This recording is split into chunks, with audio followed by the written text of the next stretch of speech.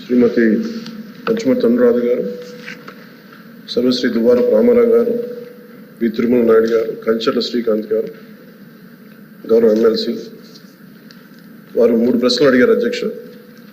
పంచాయతీరాజ్ గ్రామీణాభివృద్ధి శాఖకు సంబంధించి